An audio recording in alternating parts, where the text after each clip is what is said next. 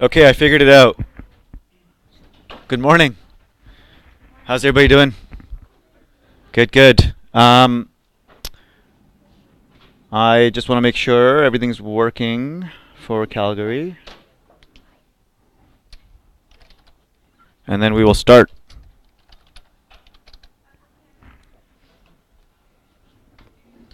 So we haven't had a lecture together yet.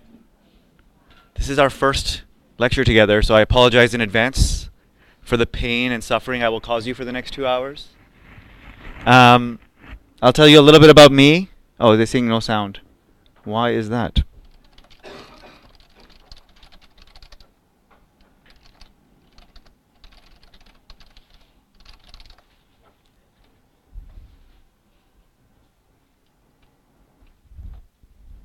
That is odd.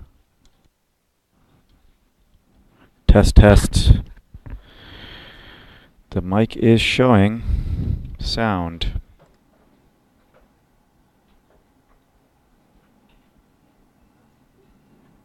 Testing. It's all working. Okay, cool. Sorry about that. So a little bit about me. My name is Karam Virani, or you can just call me KV for short and easy. I'm one of the co-founders of Lighthouse Labs, so I guess employee number one. And I used to be, when I started, the head instructor here when we started here in Vancouver.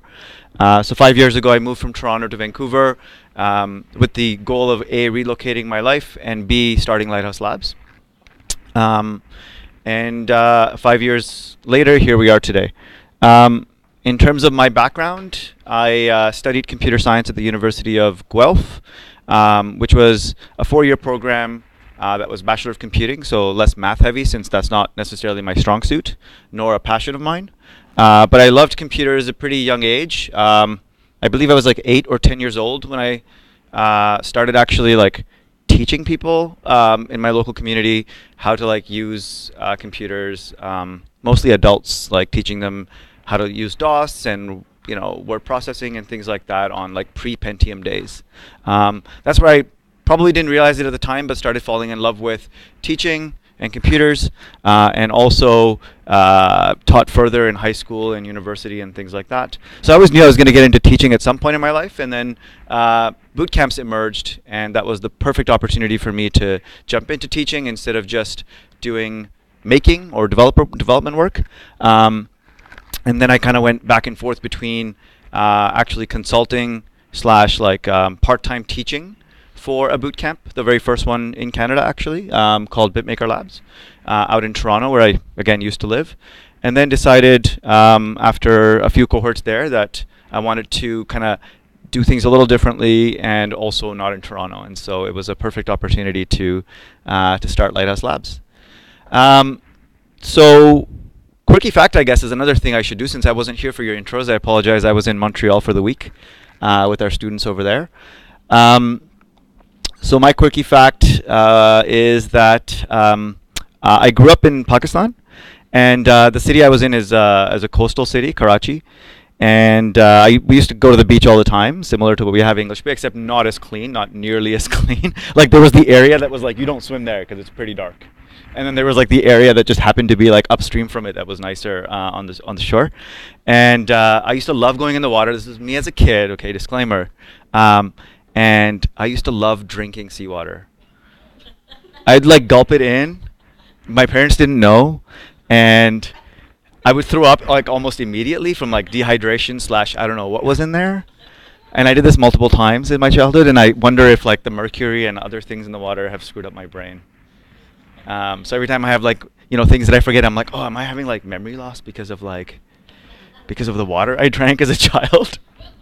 Why didn't my parents take care of me? So yeah, that's me in a nutshell. My lecture style is fairly similar to probably what you've seen so far. Who have you had as instructors so far? You've had Nima, Dawn, Sam. Have you had Carl yet? Not yet. He might be on vacation or something, I'm not sure. I tend to not use slides. I tend to stick to the tools that developers use for lecture. For this particular lecture, I don't think we'll need the whiteboard very much, but I try to use it as needed. My focus really with lectures is not to just impart new knowledge. I try to avoid that because, as research has shown, that's not very effective. Lectures are actually the least effective way of like learning new concepts and then being quizzed on them later. They're good for, in my opinion, things like demonstration, right? Like showing you how to maybe, like in this case, use cookies. Discussion and like group problem solving is what I try to do in my lectures. So what you won't find me doing too much is like just explaining you how things are and expect you to be able to understand. I'll actually put forward problems and expect you guys to like jump in with solutions. So I try to be as hands off from like just like telling you how things are and expect you to kind of tell me how you think they ought to be or what you think is the issue. Is that okay? So that does mean a lot of questions and stuff coming from me. It also means that I tend to take the awkward pause, as I call it, and give time for questions and or answers, right? Or comments in general. You can choose to raise your hand. You can choose to blurt it out, and then based on how the class dynamic is, I'll kind of adjust accordingly. Is that okay? What else? Oh, I tend to like also get excited sometimes and speak really fast. This is a flaw of mine. I try to be deliberate in lecture and speak slowly, but sometimes I forget what I'm doing deliberately and start speaking in my normal like fast pace. So please slow me down in whatever way you feel comfortable with a question or with just, hey, can you slow down and explain that again? Totally cool. Not going to be offended. Also on that note, I don't know any of your names, so I may ask you that, and I will probably forget soon thereafter because of that memory loss I was talking about. But I will try to, I'll work on it. It'll take a few weeks, I think, depending on how many lectures we have together. Also, if I do say, hey, what do you think over there? And I'm pointing you. And you're like, man, I was just zoned out. You said something earlier. That got me thinking about something else, or I was whatever. I will not judge. It's totally okay for you to be transparent. It's up to me to do my best to keep you engaged. Of course, it is up to you to make the effort, but I assume everybody here is making the effort, so I give you that assumption. And it's okay to just be like, can you please repeat the question? I was zoned out, because I feel like I do that in a 2-hour lecture. It's hard to not have a few of those instances happen, right? And so you can just get caught off guard. Don't feel like, as a collective, let's not feel too stressed about that happening, but try to make the effort to not let that happen. Is that a fair agreement? Yeah? Okay. Week 2. We're in week 2, day 4. So you're going through what some students feel is one of the hardest weeks of the program, depending on how you look at it. It is quite different than week 1. Do we agree? Like, week 1 was very much like fundamentals, exercises, not really working on a project. And then boom, there's like web app development all at once with working on a project. How is it going so far?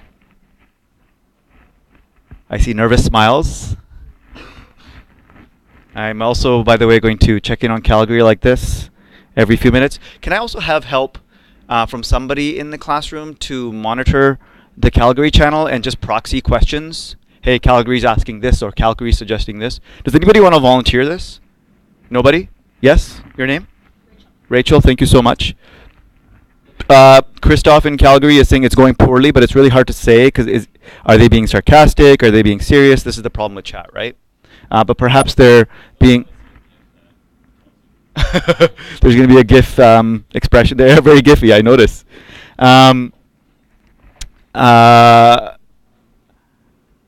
It's true for real. Well, it's going really poorly for a couple of them. How are you guys feeling? I see a thumbs up there. A head nod there.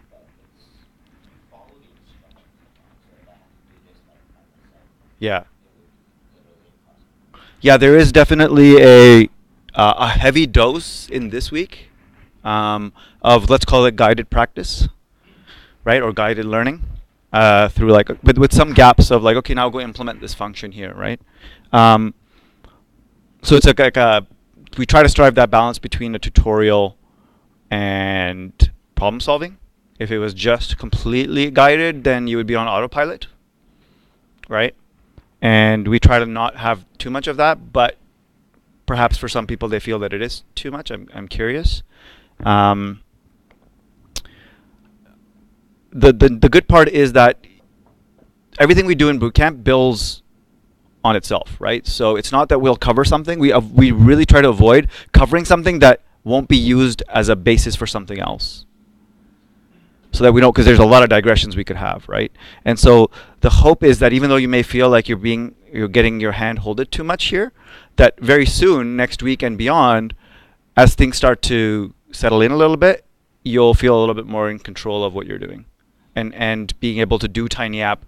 Right now you're feeling, maybe some of you are feeling like, oh my gosh, this is a lot of work and taking a lot of time to make a simple app.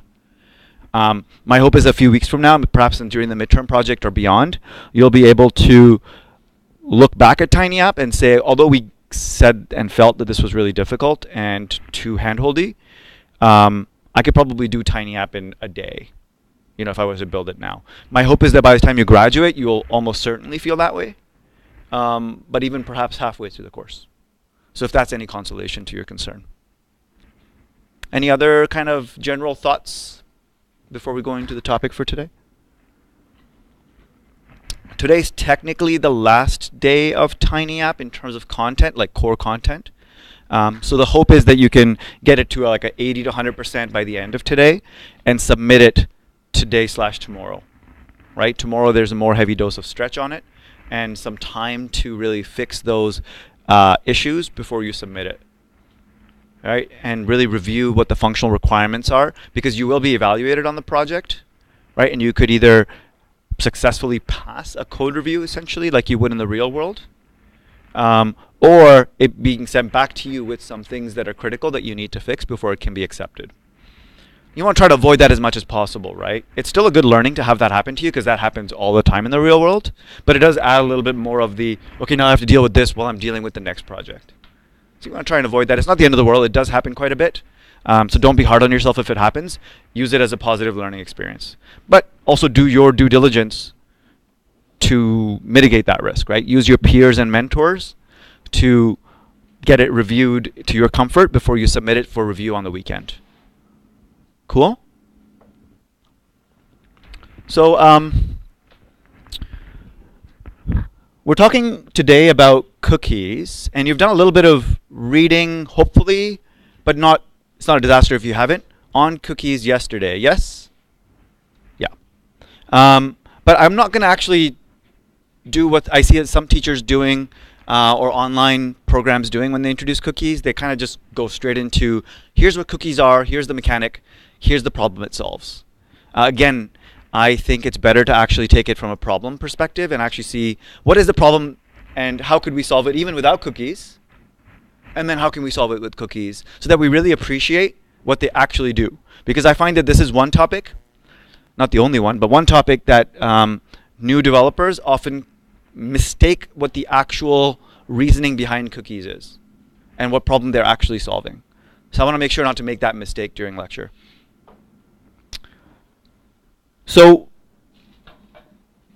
there's this thing called HTTP is stateless. There's a sentence, right? We've seen it before. HTTP statelessness, let's call it. Can somebody help me recap what that means? Somebody from here, somebody from Calgary, anybody. And it could be multiple people. Yep. Your name? John? Stateless tells us that there's no ongoing connection between the client and the server. It only knows you in the moment that you send a request or a post, and then that's it. It forgets about you. It has short-term memory. You stole my thunder there. I was going to go there. So to recap, there's no ongoing connection. This was John, right? See, short-term memory loss right there. No ongoing connection between the client and the server. And you added another sentence to it. Can you restate it? Touche. Something about short. It only knows you in the moment and forgets about you in the near future, right? For the next transaction, really, right? Yeah, until the next transaction is probably a better way to put it. Nothing from Calgary yet, but folks, if you have answers, please do put them in Slack. Even if we don't use them, they're good exercise for you. Other thoughts, or do we feel generally comfortable with what John has said here? Statelessness in HTTP. Anybody want to elaborate on that, even if they agree? Add more spice to it? Yep. Rachel? Kind of implied with what John said, but that like you need to send all the information that the server needs with every request. This means that you need to send all the necessary info with each request. So everything that you need right now from the server, you need to kind of send in that request, because the server is not going to remember you from before. So this is exactly what I was going to say. So great answer from both of you. The way I like to use it as the analogy I like to use is there's a couple actually. One is like, has anybody watched on Netflix a show that I love? It's Toronto based. It's called Kim's Convenience.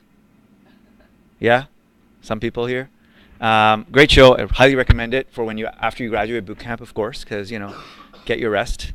But it's like you walk into Kim's convenience store, or any convenience store really, and you're trying to and you've been there, you've gone there for years because it's in your neighborhood. But every time you walk up to Kim and you make a request for checking out with some gum or whatever you're buying, you need to identify yourself to Kim. He has no idea who you are, right? Or to that particular person on the counter. So you're constantly having to provide that information. So it's similar to that, right? The server in this case is the HTTP server. The phrase I like to use to describe this, as you kind of already pointed out, John, is the server has amnesia.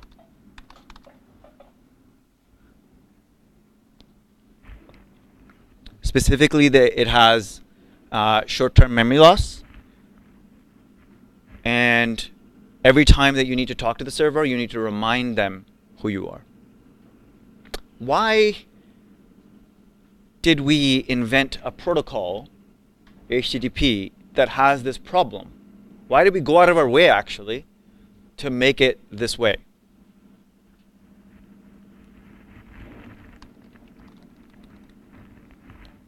Right? What's that for? Is what that means, right? Why did we do this? So, oh, nice. Calgary's chiming in. Security. Interesting. So I'd love a little bit of an elaboration from either Darren or Thomas on why they say security. There are other answers as well. Anybody else wanna? I saw a hand raised here. Yep. I forget your name. Kira.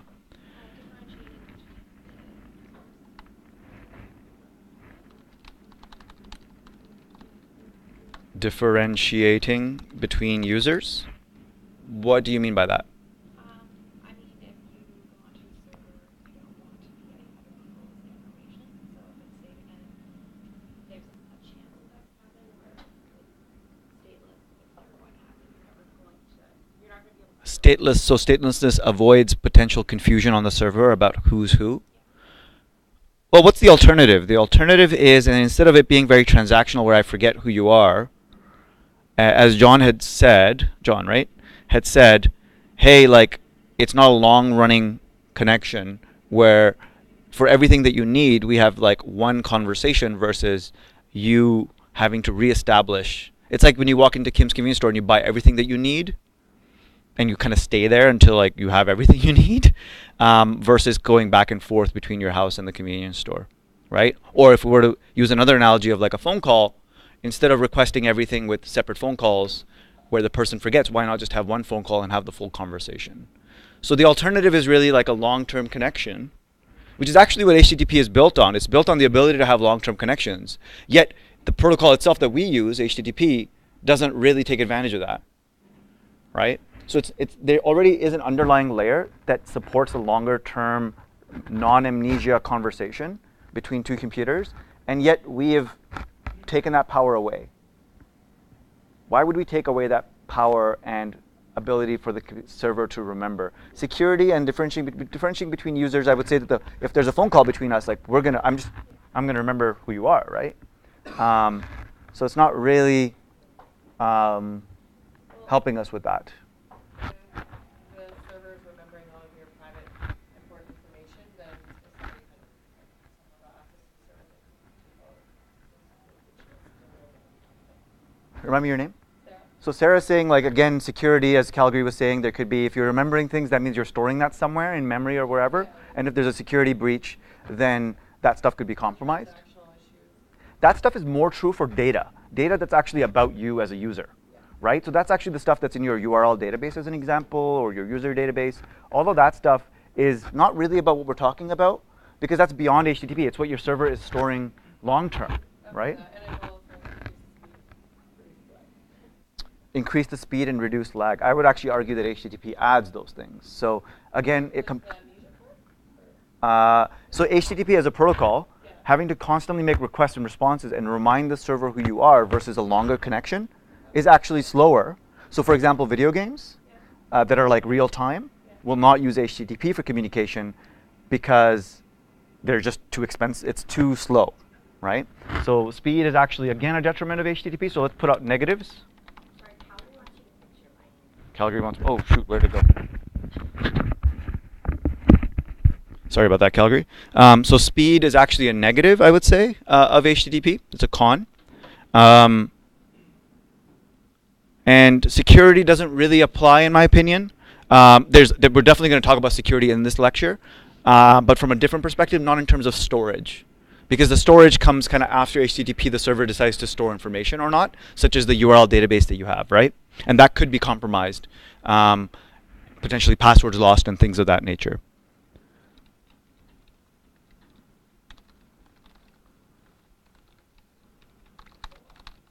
So then what's the positive? I want to give you time to think about it. I could give you the answer, but I wanted to give you time to think about it. And thanks for the mic fix thing. Okay, so think about what I said earlier. We took away power. Right? We took away the ability to have the long-running persistent connection between two computers at the HTTP layer. Even though it uses TCP, which is the long-running thing, we took that away. Or we use it, but we don't use it to its full extent. Right? We make a connection, we make that phone call, and then we hang up. Make the phone call, and we hang up. And between each phone call, the server forgets who we are. Why would we sacrifice power? What comes with power? What would Spider-Man say? With great power comes great confusion. I mean responsibility. But also complexity. Right? This keeps things simple. So the biggest positive of HTTP really is simplicity. It was invented a long time ago for the web, specifically for requesting documents one at a time. There was no need for persistent connections. So why add that additional complexity on top of for developers to be able to have those long-running connections that add that additional complexity, right? So even though it sits on top of this layer, it makes it simpler by taking away that power.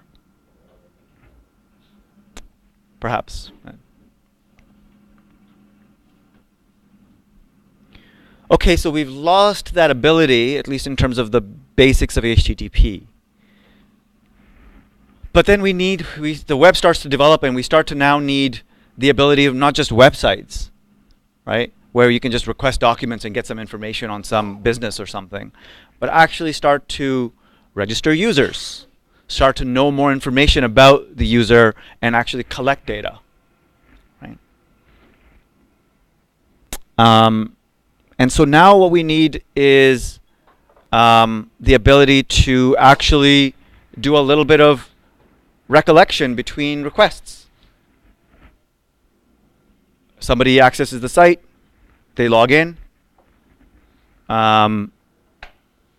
when we take them, we redirect them back to some kind of private page, they ought to be able to still stay logged in, shouldn't they? Right? We need to remember that transition. Now, as we may have read, cookies help us solve this, but I'm not going to go there yet, because I think you can actually solve it without cookies using what we already know about HTTP. So if you forget what you know about cookies for a second, which is indeed something in HTTP to help us solve this problem, how do we actually still solve memory between different conversations with the server from the same person? By person, we mean browser, right? So between the same browser, I'm making requests from one page to another to the same server. And we can use login as our example journey. It doesn't have to be login or registration or anything like that, but we can use that common one. And I want you to think about how you would solve this problem if cookies were not invented or a thing. I'm not saying it would be a good solution. So don't think of a problem that solves all the possible things that come out of that. But just think of a solution that may be naive, but would solve the problem of remembering who the user is in this case between requests. So while you're thinking about that, I'm going to start that kind of list of things what would happen. User visits the, let's say, /login, right, via get. Server displays a login form, right? Something like that.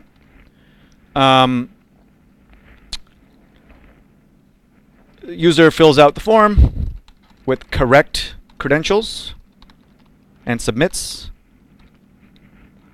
At which point a post request is made to the server with the form data. Server parses data and retrieves user from its long-term storage, like its database that it's set to have, right? This is outside the scope of HTTP. Whether in our case it's like this, like object in memory, but in real world there'd be some kind of more complicated database, as we'll get to in future weeks, from its database. How's Calgary doing? Another GIF with Spider-Man in a convenience store. That's awesome. So server parses data and retrieves the user from the database. And so let's say this is the problematic version where there is no cookies or solution. And the server would say, okay, you're logged in. Server would respond with a redirect to, let's say, /secret, whatever that page is that they can only access that has secret information. So the browser /user would get /secret, right? And the server would,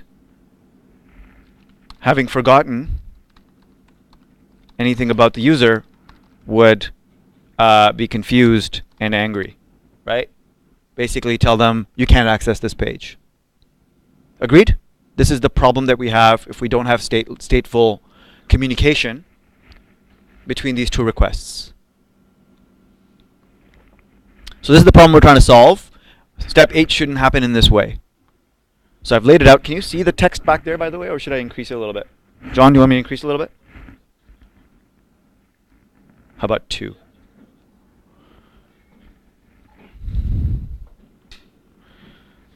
So this is the problem we're trying to solve with what we already know about HTTP, sans or without cookies. It's not an easy question, I will admit, but it is probably simpler of a solution than you're thinking. John's hands have gone up. I'm not going to pick people yet. John, your name? Tristan. And I saw a couple hands over there. I think yours was second and John's already gone, so let's go with you. You could put some sort of like encrypted extension onto the URL to indicate the user, and then maybe if you're doing something that was like changing a password, make them re-enter their password. So just in case someone got a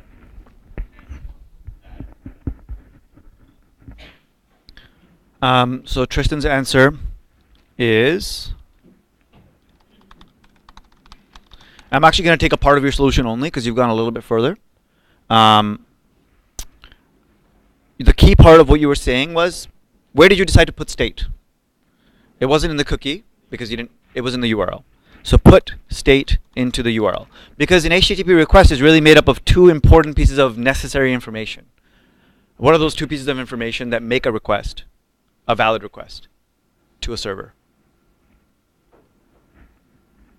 The URL and the method or verb that makes up that for that path or for that URL, right? So get/URL or get/path, if you will, or post.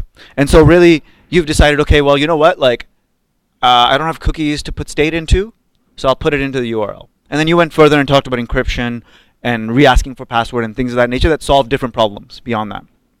But of just the question of where do I put state, it's let's put it in the URL, right? So really, let's assume the credentials are KV, right? Username is KV, password is whatever, right? That is not actually my password. Don't try to put in whatever for my credentials. And so the server wouldn't just redirect to /secret. It would redirect to /secret question mark user equals KV, right? And so now it's up to the user, the browser, to make that request and resubmit that information. Now you could say, well, just the user, what about the password? And that'll bring up its own set of challenges. So let's just go with user and have the server just trust that if it's getting KV up as a user, that it won't try to reconfirm the password. It will just say, oh, you're saying you're KV. Okay, I'll take that for what it is and let you use the secret, see the secret information as though you're logged in as KV. This presents problems, which is why you started talking about encryption and all of this other stuff, right? But let's talk about those problems before we put additional solutions on top of that, if that's okay. So now the browser would get a request for /user or question mark user equals KV. And then instead of this happening, what actually ends up happening, that's a strike through, by the way, in Markdown. What actually ends up happening is server fetches user from the URL parameter and confirms that that user exists. Server sends back the secret page. What else would the server need to do in order to make sure that the user remains logged in? Because it can't set cookies at this stage in our solution, but it can set stuff through the URL. So what would that secret HTML look like in order to maintain that the user is logged in? What would have to be slightly different about it?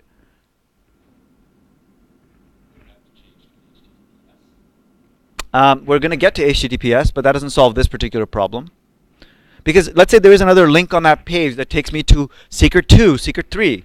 What would have to happen with those hrefs, with those anchor tags? Yes, in the back, your name? Ralph. Ralph, yep.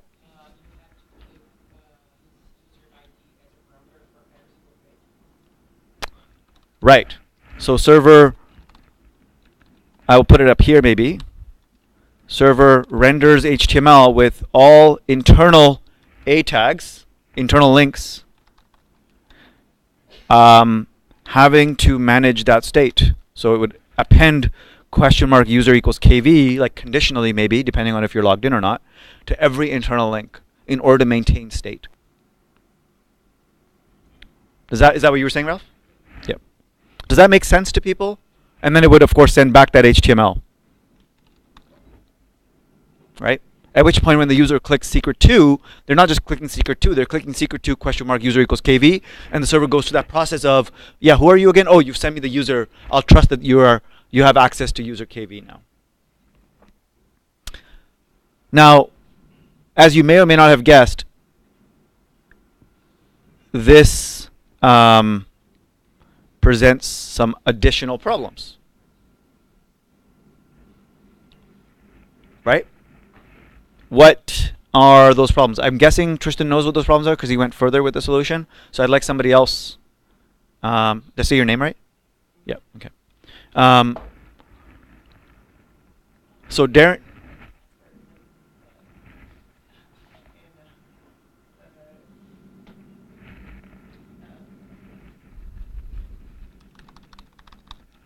Oh, we already have this. URL, thank you. So because the username is in the URL. Passwords in the URL for everyone to see them.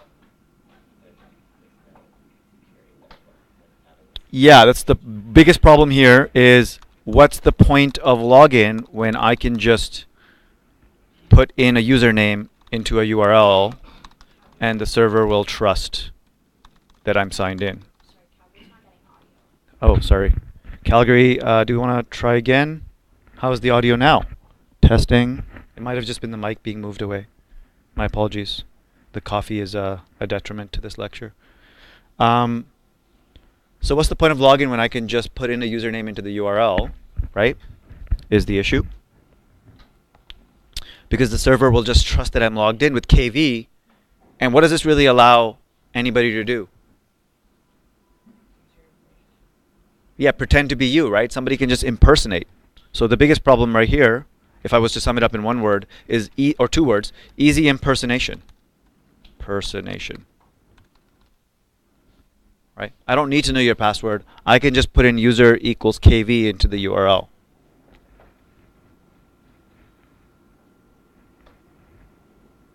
Other issues with this is not the only one, but there's others that are kind of related to this that are worth mentioning in terms of all the problems that arise with this.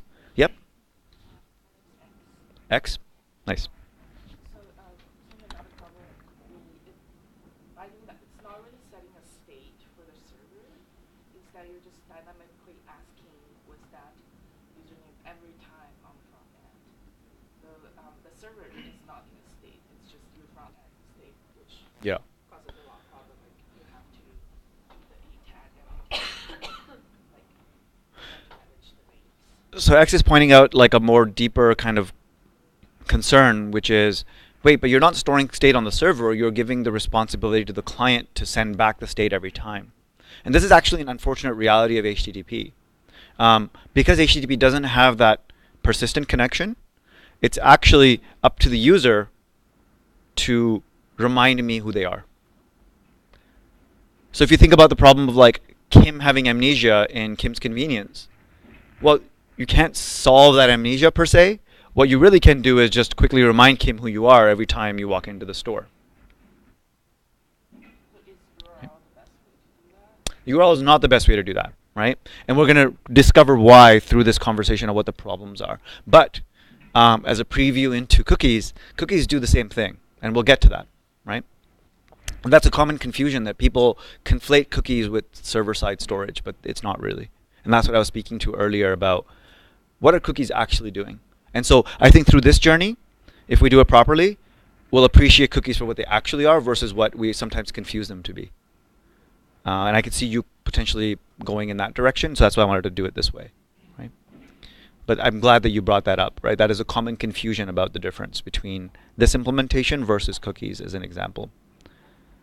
A great analogy, a better analogy than maybe Kim's Convenience is, you know, when you go to the gym or YMCA or whatever it may be, and you need to like sign in, right, in order to like actually have access to the secret location, which is the gym itself. What do? They don't remember who you are generally, unless it's a very small gym. You have to like scan your ID, right? You're not having them remember who you are. That's not the problem we're solving. We're just saying they just give us a piece of ID, say please bring this ID card with you and scan it at this device every time you come in, and then on their screen they'll see additional information about you, right? All of that additional information about you, your picture, your date of birth, all that stuff in a very sophisticated gym, is that all on the ID card? No. The ID card just has some secret information that allows them to pull all the additional information from their database, right? And so we're essentially doing that same transactional amnesia-based communication on the server side here that would happen at YMCA, for example, right? Is that analogy sticking? Is it a good analogy? Yeah, good enough. Okay, so coming back to the problems, I can easily guess user equals KV. I can just type, knowing once I've logged in that it's just someone's username, I can just be like, well, I know John Doe uses it. I bet their username is John Doe. Let me just try that out and see what happens. Right? Very easy and quick feedback on trying to log in as someone. What other related, not related problems come out of that as well?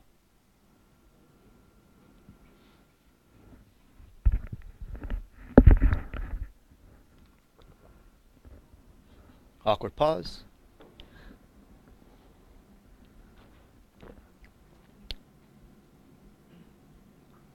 think about what you do.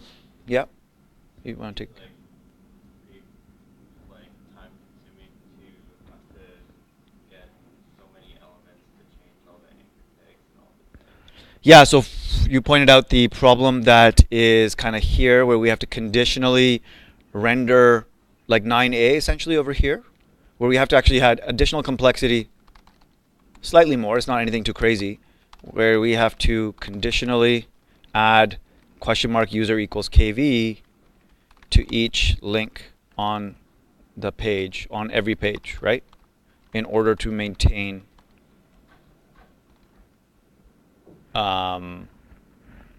this state.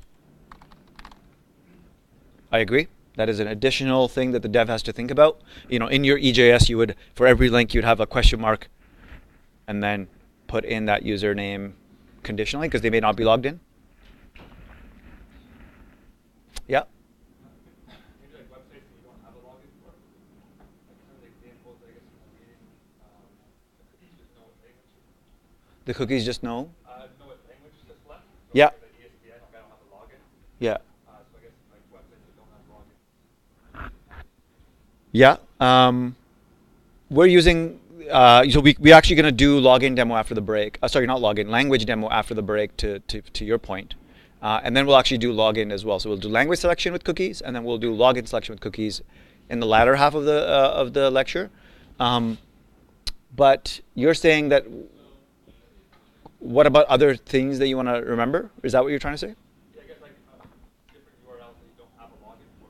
Right. You want preferences, I guess. Yeah. So other preferences would have to be stay safe this way as well. Like your language preference would have to be like user equals kv.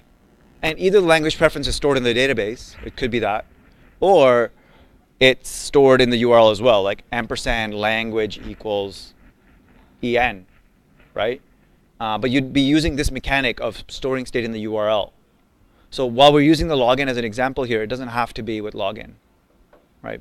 I'm not sure if I addressed your point though. Yeah? Okay. Think about what you do with URLs these days. You share them. So imagine you log into Facebook, this is how Facebook works, and then you decide to share a post with someone.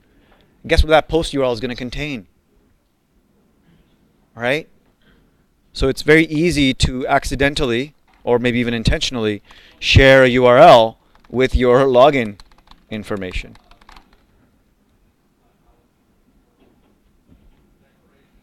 Right?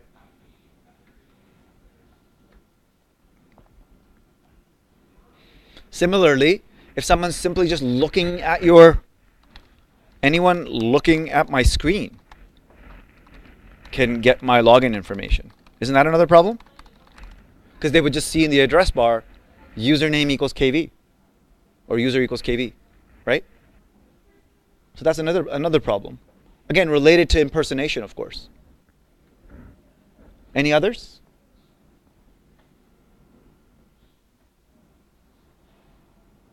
I'd say those are the majority of them, right? I can't think of others, but maybe they are, and we'll maybe realize them as we continue. So with this said, right? Oh, and there's one other problem. Somebody had talked about security earlier, right? From Calgary, there were two people talking about security. We're talking about security here through impersonation. But another problem that happens is, even if somebody's not sitting next to me or guessing my username, even if those things aren't happening, somebody could really just be listening on the Wi-Fi network or something of that nature and actually retrieve my username and then start to use it.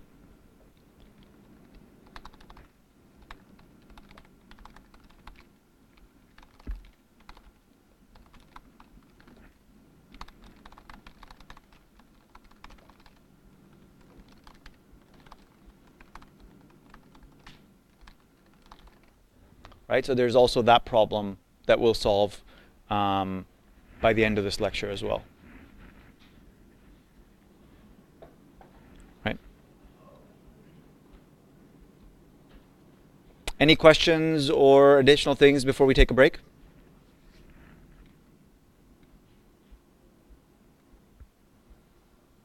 Okay, let's take a 5-minute break and then we'll come back and talk about cookies and really get into demoing them as well. Cool.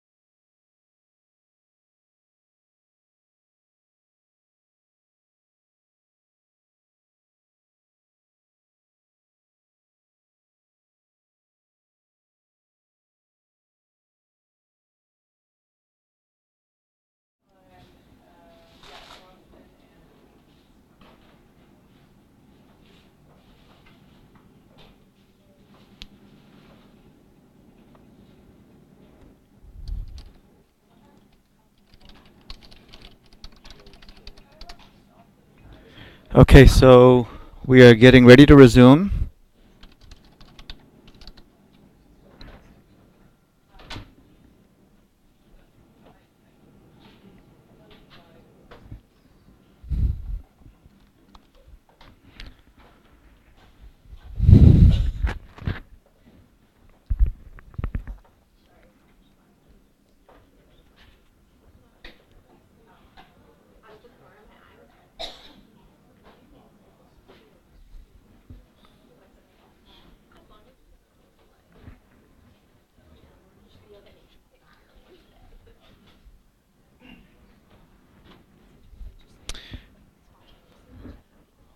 Okay, looks like Calgary's ready.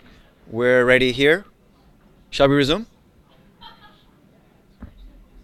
Resume? Awesome. Okay, so we left off before the break talking about the issues that arise with putting state into the URL directly. But it did solve our problem of the server and dealing with the amnesia problem with the server. Right now we remind the server each time who we are by giving that unique key, in this case a username, KV, every time. And then the server is able to assume that that's trustworthy, maybe falsely, because there's a lot of security implications that seem to come up with doing it this way. Right? So enter cookies. Cookies are supposed to be our solution for dealing with statelessness in HTTP. Somebody tell me how cookies work, or give me a technical kind of explanation that I can write up here for everybody to see. Somebody who hasn't gone yet. Sorry, Tristan. Sorry. So when the browser makes a request, Okay, we'll go with you. I said we'll go with you. I was going to say sorry someone else, but let's go with it. I started looking into you. No worries, no worries. Browser makes a request. Go ahead. Browser makes a request to the server, Yeah. and the server fetches the information, sends it back, and when it sends it back to the browser, sends it back to the cookie, which is a little file that's then in the header, and and then so when the user sends another request back to the server, because the server is stateless, that has that cookie in the header of the browser, and then the server will remember what information, like if you're logged in, or like your address or what else, so you can autofill sort of thing, and then it makes it more user-friendly. The page more user-friendly for the user. So who sets the cookie? There's obviously the set and the get, right? Like fetch and set with most data. Server sets the cookie. Okay, I just wanted to make sure. Server sets the cookie. Is that always the case? Does the server always set the cookie? That's how we approach it. And No, because the browser can, like, remember in the thinking about the lottery example. So that way you can only like register once, like in that case. yeah, the browser can as well using client-side JS. We don't, in our implementation of TinyApp, need that particular feature, so we don't end up using it too much. In fact, I don't think we use it much at all in Bootcamp, but let's not forget that that's also a feature that can be used. But most often, it's the server that sets a cookie in a response to the client. And then the client/browser, you said, sends up the cookie data as part of the HTTP header, right? Yeah.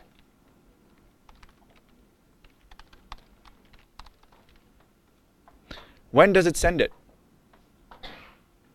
Browser or the client? Sorry, when does a browser send up the cookie data as part of the HTTP header? Like once it's already received it, or? Yeah, once it's already received it, when does it send it up? I don't know when it goes to make another get. Right, so with every subsequent request? Yeah, every request. Until the cookie expires or you clear it.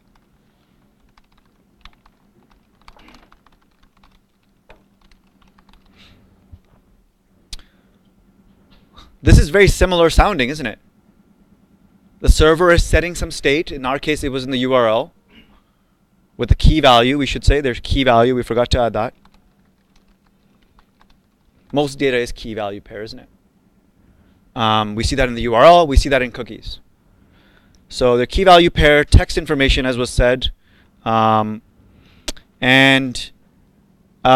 we have this additional area in the HTTP where even the URL technically is wherever you put in the address bar, but this additional information in the header isn't displayed on screen when you make a request, right? So the header is more than just the URL. It's an additional set of key value pairs of data, and one of them can be cookies, right? And so we put that information there.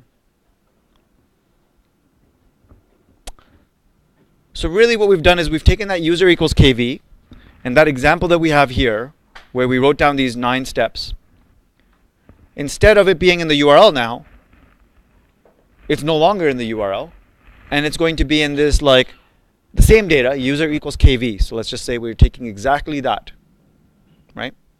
And we put it into the less accessible part of HTTP request, not the address bar, but somewhere else. What problems does this solve for us? These are the problems we wrote down.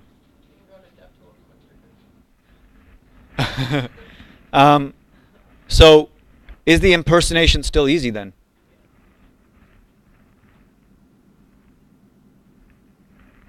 Your name again? Sarah was saying yes. So Sarah's saying yes, John is saying no. Yes, it is pretty easy still. Others? It's no longer easy. Sarah's saying it's still easy. Others? I'm putting username equals KV in the cookie as opposed to in the URL. Yep. It's not as easy, but it's still quite simple to start.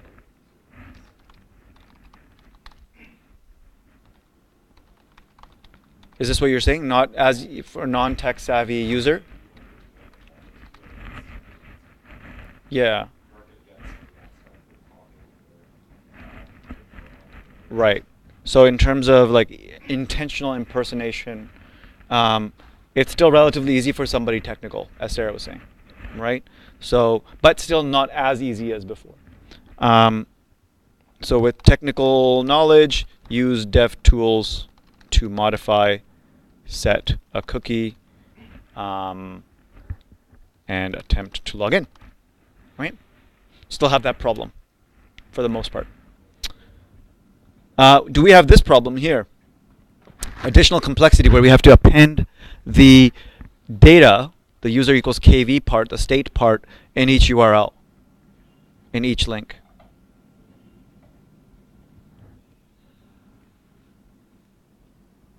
Is this still a problem? Would we still be doing this when we're using cookies? No. Would we need to do anything else that's just as much work? Yes, but we would need the validator for the what was the username and does it exist in the database. We would need that even in this situation to fetch the user with each request, right? As we see here, in the step here, server fetches a user. So this is your validator here to make sure that that user is indeed in the database with that credential, right? And so in terms of actually modifying the HTML and replacing links with user equals KV, that wouldn't be a thing that we need, right? So I'd say this problem is solved.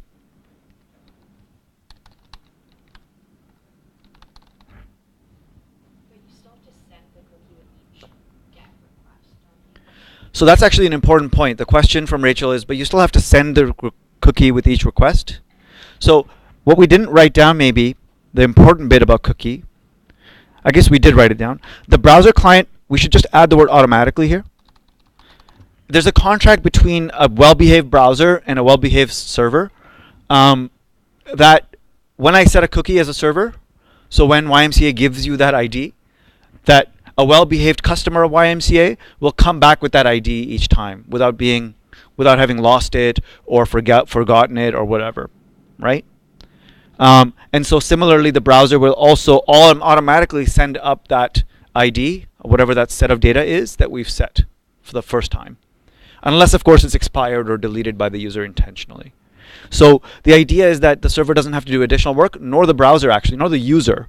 The browser is just doing that work automatically by saying, what cookies do I have set for this domain, facebook.com, collects them, puts them into the header, and sends them with each request. It doesn't matter what the request is. It could be any kind of GET, POST, any kind of HTTP request. It could be for CSS files. It could be for JavaScript files. It could be for the HTML document itself. It could be for images, for videos. They will all contain that cookie information. And so, does that help kind of clarify this point here? That we don't have to do as developers or as users any additional work. What about number 3? Easy to accidentally share a URL with your login information. Well, it's no longer in the URL. So if you do go share this on Twitter, Instagram, wherever, can you share URLs on Instagram? That's not how Instagram works. I know that. But you can easily, you can no longer easily accidentally give away your login information, or at least your username. And so this is solved as well. Anyone looking at my screen, no longer a problem unless I have DevTools open. Kind of still a problem. Anyone with access to my computer, I take a quick break, they quickly go and open DevTools. They can go into the cookies tab and see my cookies, right?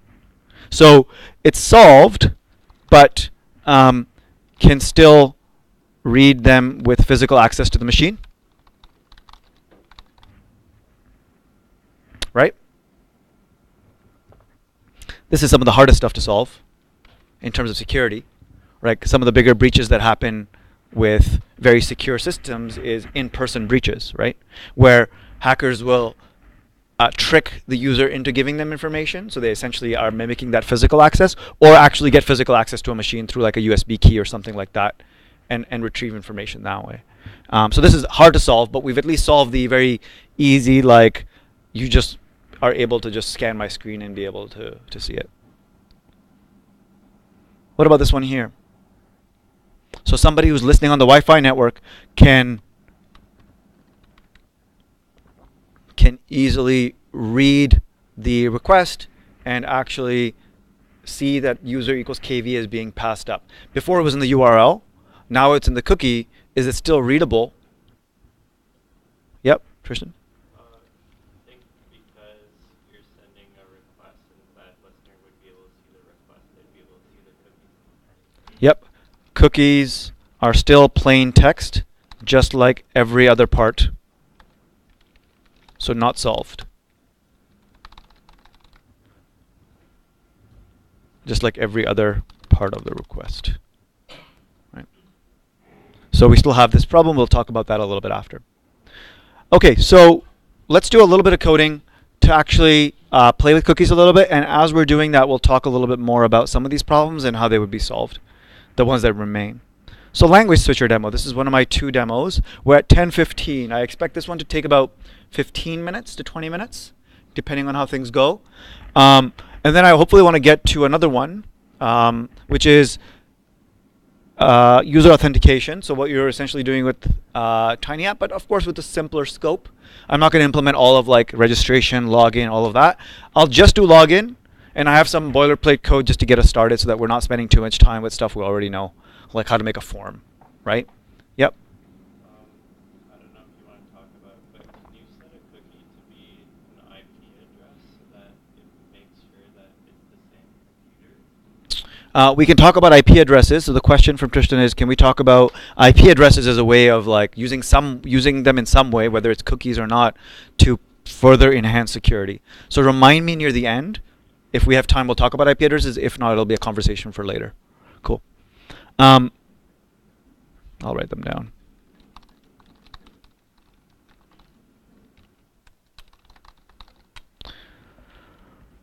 Okay, so language switcher. So let me just go ahead and go into our language selection and start up the server. It's called cookies.js. Let me bring up the code that we have so far.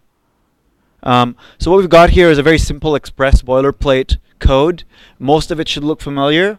And I'm going to leave it up on the screen just so that it's not too jarring for you to quickly see code and then have it be taken away.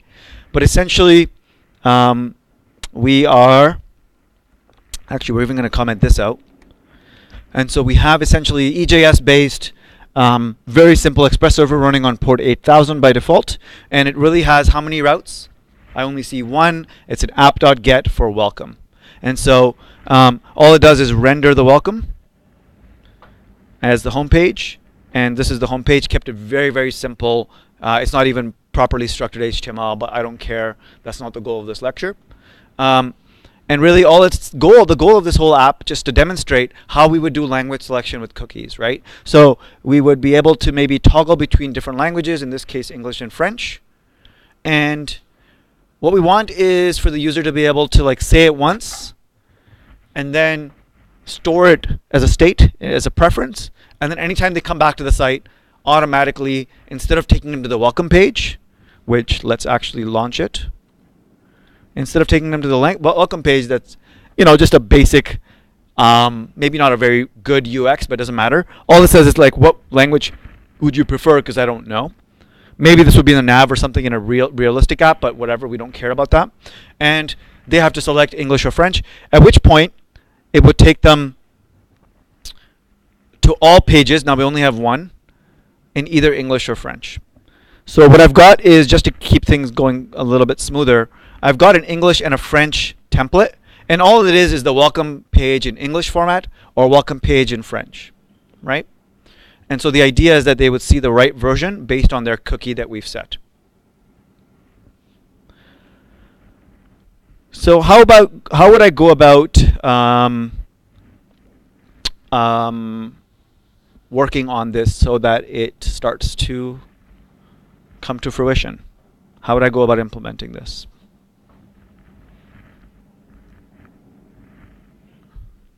So I have these links, right? I've got two files that I really care about. One is the server code, and one is the EJS, which is the welcome page that has these two links that they can click. That's my starting point. Where would you like to start? John? Could we do app gets for the individual pages for the English EJS? Yeah, so this is what I wanted to clarify. John's saying, hey, can we have two separate app gets, additional app gets, English and French? While that is a potential solution that we'll talk about, what we actually want to do is for those buttons, those links, to actually switch their preference, not take them to the English page. So that we switch their preference and then we take them back to /, which is the home page that they're on. We take them back to /, the home page. And in doing so, it should automatically render English. So we don't really have a separate English or French route. We still only have one welcome get route, essentially. Would we need a validator for the first time visitors to ask to see if they have a language? Yeah, I guess for like somebody who doesn't have the cookie, the default behavior, which is already happening, is welcome. So we're kind of already handling the default behavior. You're right that we would need to make it a real default behavior, but we already have welcome showing up. So how do I work, and as a hint, how do I work incrementally towards my solution? Because one of the things we cover in week 1 is working incrementally as a universal rule, right? And I would actually argue the best way to work incrementally is to cause errors first and then fix those errors in small incremental steps. So let's take that approach if we can. And so with that hint, what would you do next? You'd cause an error, but what would the error be? Some behavior that you would check that it's not working, and then you would make it work. Sarah?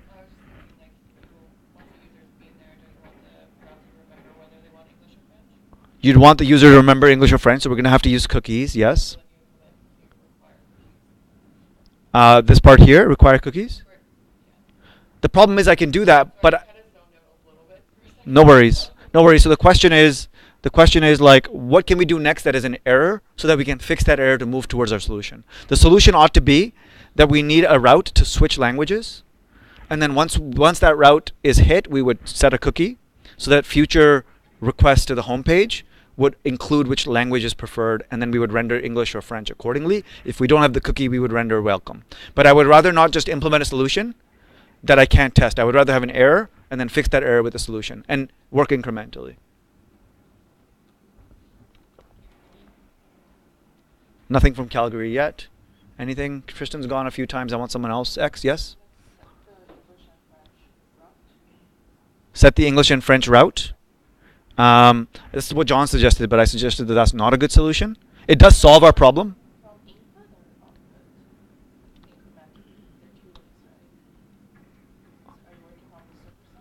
So that's a good question. What is this link really supposed to do? Right?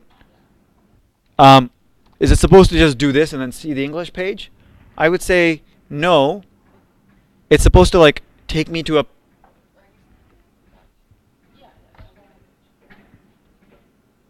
Yeah, I'm supposed to end up back on the home page with English preferred, or I'm supposed to end up back on the French page with English preferred.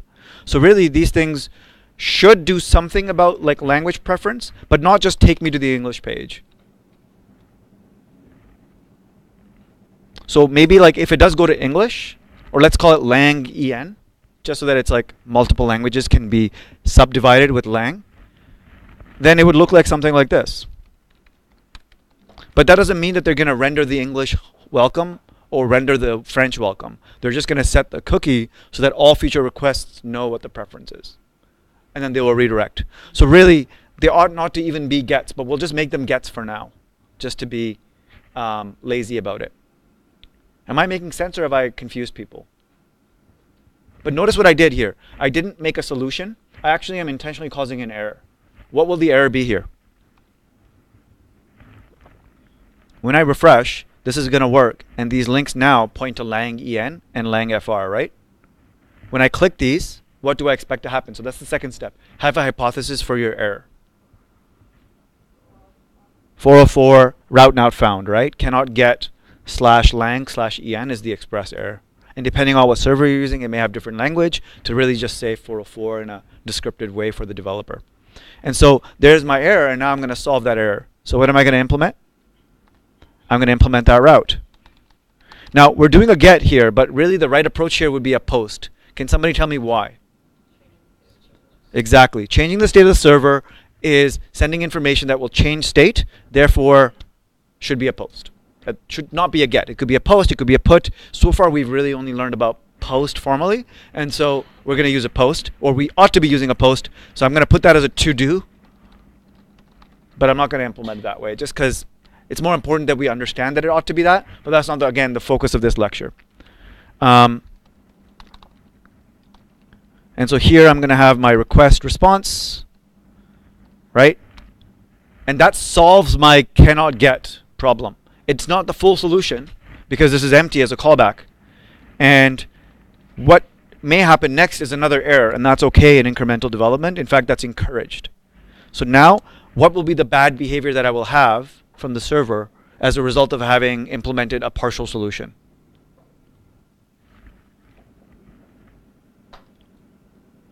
Have I solved this problem here? Is the route defined? Yes. Okay, so the route is defined. How will it handle the route? By doing nothing. In Express and in Node, how is that manifested as a problem? It's listening. And so what do we see from a like feedback perspective? The wheel just keeps waiting. We just see the loader in the browser, right? In Chrome's case, it's just the spinner in the tab, because Node or Express doesn't know how long you're going to take to respond. And so it just assumes you're taking forever, and it hangs the entire server as a result of its single-threaded nature. So we haven't really formally talked too much about Node's single-threaded nature, something you can write down in your notes. Write down something like Node single-threaded or Node event loop. And this is an advanced topic that you can research later if you're feeling up to it, either during bootcamp or soon afterward. You should know this, but it's a little bit more of an advanced topic. It's called the event loop. It's how Node works. It's both a power as well as a weakness. So anyway, in order to get, so let's cause that problem. If I refresh, I don't see really anything happening as described by John. And so what I need to do is at least something, right? Now we could use res.end, but we know that's for the HTTP library. Instead, we're going to use res.send hello. Notice that I'm not actually implementing my full solution. I'm just making that problem go away, right? This is my approach that I recommend that everybody do, especially in their early days as they get comfortable with learning a new thing. Don't try to do too much at a time because it makes debugging harder. And so we're going to restart that, and we're going to expect now hypothesis. My next error is that instead of actually it setting the language, it's just sending back hello. Right? We see that happening here. Cool. So my error condition now is that I'm not actually having the language preference set. I'm seeing hello. How would I solve that? What is my intention? I need to set a cookie for their language preference, and then I need to take them back to the welcome page. Tristan?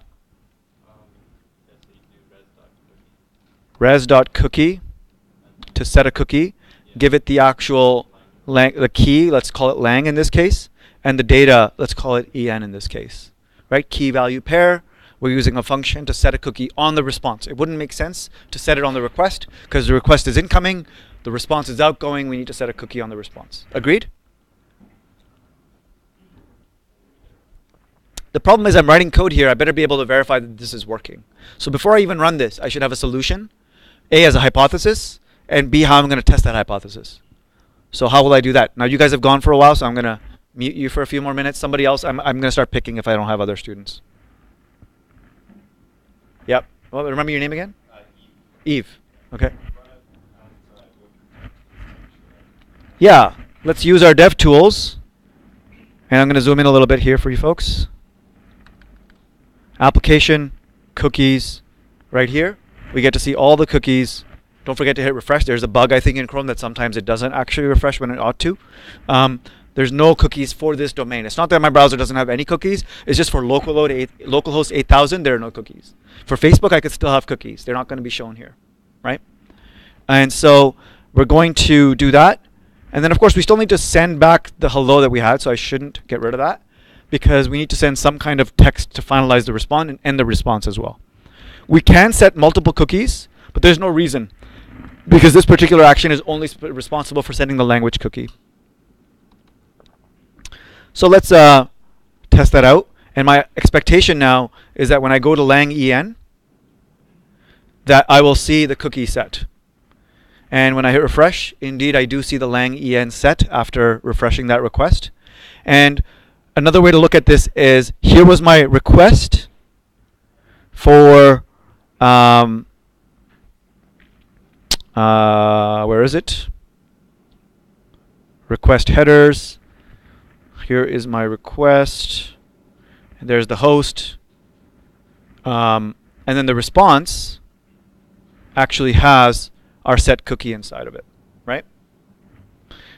And so the server has said, please remember this, and therefore the browser puts it into its temporary storage locally. We could tamper with this right here,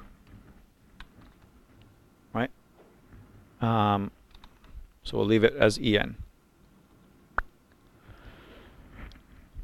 So that worked. And instead of saying hello, what we really ought to do is redirect back to the welcome page, yes? Because that's where it's going to read the cookie to then render the correct language. So we're going to redirect to /, not to welcome, because the welcome is the name of the template. The route is /.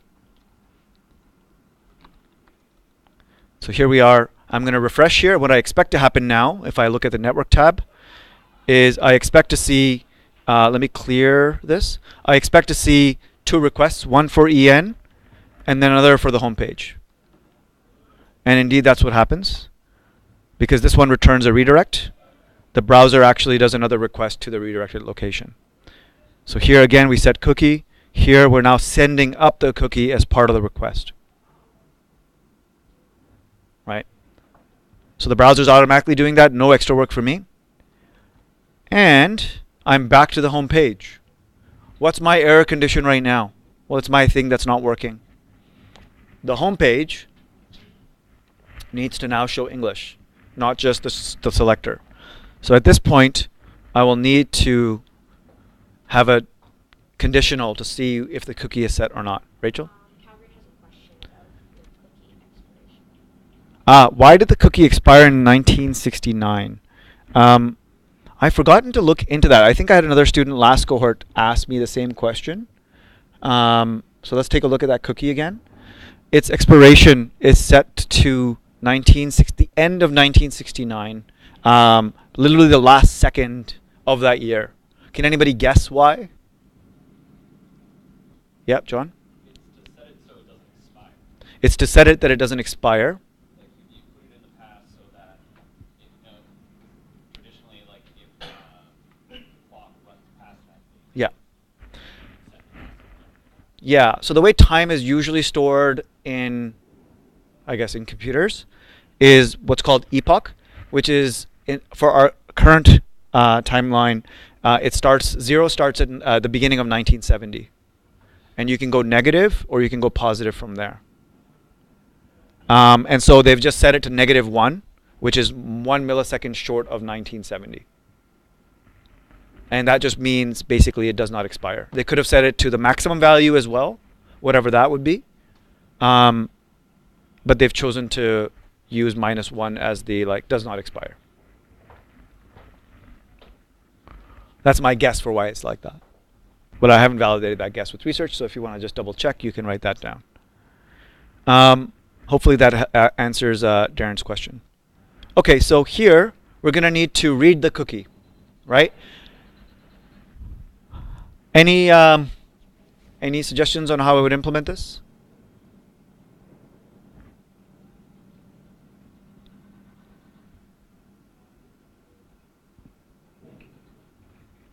Cookie exists, then Yeah, if the cookie exists. So it's something like if, now was it going to be on the response or the request?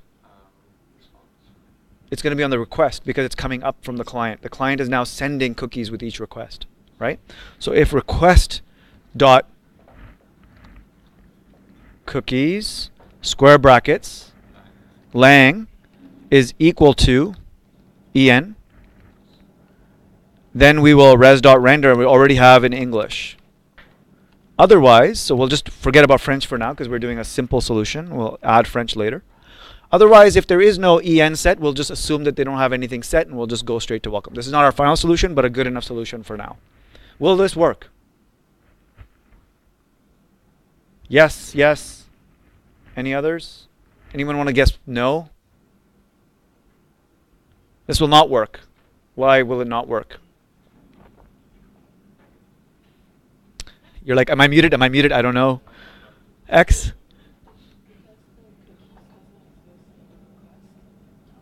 Because cookies as an object does not exist. Well, it does exist. The cookie is set, but we won't be able to read it. Does anybody know? Did you know why? It belongs to the request body that's sent to this route. The cookies are being sent up. Okay, so what we'll do as an additional debugging step is console log request. Okay, let's restart and try that again. I expect it to go to English, but I also know, jumping ahead a little bit, that it won't work. So it'll still render, I think it'll either error out or render welcome. Actually, it errored out with cannot read property lang of undefined. What that means is you're trying to read lang on something that's undefined. What are we trying to read lang on? Cookies. So it seems like cookies is a property of the object that is not defined. But I also console logged the entire request right here beforehand to skip that step. And if I search for the word cookies here, actually maybe not, maybe cookie, we do see that cookie is actually there in the request object. But it's called cookie and it's inside the header. So I could access cookie with .headers.cookie, it seems. It's a little bit inconvenient to do that because it's coming out as a string, and if there was multiple key value pairs, there would literally be a raw string, and we would have to parse that string ourselves. That would be additional work that every app developer would have to do that's working with Express. That's annoying. And every developer having to do the same thing calls for what? It calls for something. It calls for a common solution, right? In this case, some kind of middleware solution that just helps us quickly parse the cookie and store it in another object so that we can have key value data that we can easily parse and reference. And that's where cookie parser comes in. I intentionally left this for this step instead of just having this enabled because oftentimes I find that if it's already there, students tend to think that that's a library that helps you set and retrieve cookies. It's really only for conveniently retrieving cookies, nothing to do with setting cookies. We already had this function to set cookies working before. Right? It's really only to conveniently read cookies as a key value object. So now with this enabled, I should be able to access that object. And since the cookie is en, I expect to now see the English page because it's going into that if statement. So no longer is it asking me. And the same should be true for French.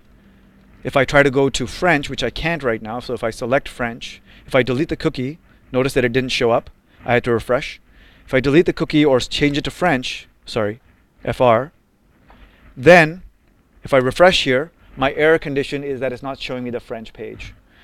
And so now I'm going to fix that. Notice that I always see the error first, and then I fix it. I don't assume the error is there. And I don't assume to fix it before I see it.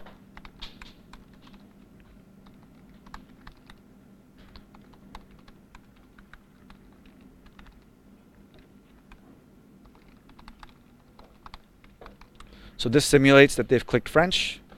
There is no lang fr, so we should just quickly implement that.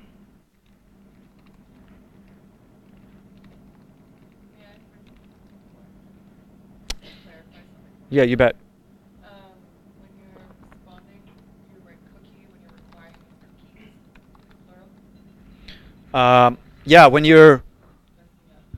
when you're setting a cookie, it's a response dot cookie because it's a verb. Like I'm going to set a cookie, and then when I'm accessing cookies from a cookie jar, as it's called, believe it or not, it's now a collection, and therefore key value pair might as well use object. Okay, so require is cookie. Require. Yeah, don't worry. Don't try to memorize that. It's okay if you don't know, and it's okay to research that on the fly. So this is another really good talking point. As a dev, your job is not to memorize function names for libraries that you use. They will automatically, if you're using them a lot, you'll automatically start remembering, and it's okay to just research on Stack Overflow or documentation as you need it just in time. So don't use your cognitive load for that, right? It's better to actually acquire the skill of like, how do I go find out? Because there's just so many function names you're gonna have to remember throughout your career. Okay, fair enough. But just as a long-term strategy, right? No comments from Calgary. So this is what we've got so far. And then now that I have the thing and I've restarted, I should see that it redirects me with fr being set in the cookie, and then the else if is there on the welcome page to take care of that.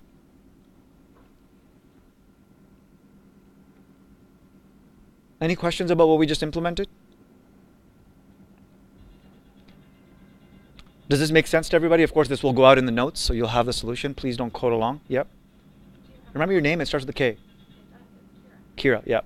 My question is kind of like when your browser has its own language settings, how is the compatibility to what we're building in our app working with each browser? Yeah, that's a good question from Kira around language settings. So actually, that brings me to my question.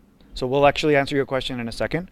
And the question, once again, is about, well, the language is already kind of built into the operating system, like your default language, which the browser also sends up. You might know that. It's not necessarily something that you are required to know at this stage. But the language is actually sent up as part of each request, I believe. Accept language. And then it sends like a list of languages, right? So actually, we want to talk about this as a larger question. And the larger question is, what's the best way to actually have language selection? Is it cookies? Like in the real world. So using this as a proof of concept to talk about cookies is a good strategy, I think, because I don't want you to conflate cookies with user authentication. That's just one common problem that cookies solve. But there's other types of things that can be stored in cookies. Language selection is one of those things. Have you come across a site that you think implements language selection with cookies? I think so. You may find other solutions as well, but you will probably find sites where you click English and it doesn't change anything in the route. It seems to redirect, and it seems to remember that you've clicked English or whatever language you've picked.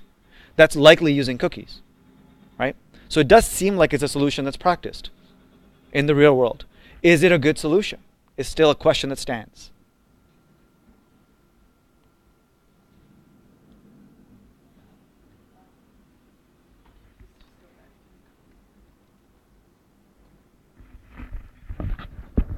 But my question is not about the code. My question is, as a technique, given what cookies do for us, do you see any problems with using cookies for language? I'll give you a hint. Older sites, most likely is my guess, still use cookies for language. But newer sites tend not to. What mechanism do they use? Hand shoots up over there from John, but if nobody else volunteers, I'll pick. Yeah, X, did you have something? Yeah, go for it.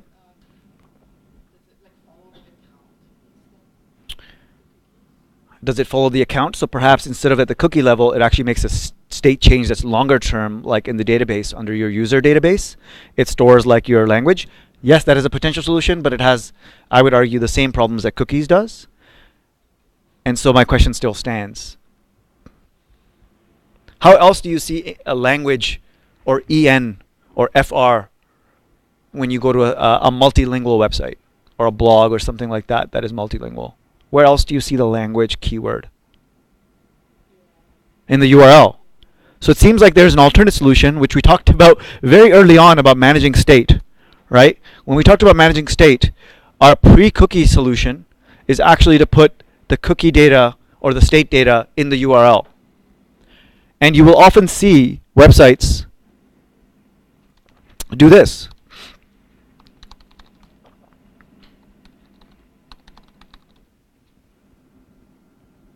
Whether it's a blog or some page, doesn't really matter. Versus using cookies. Why do you think that sites do one or the other? Or what do you think the pros and cons are on each side? Rachel?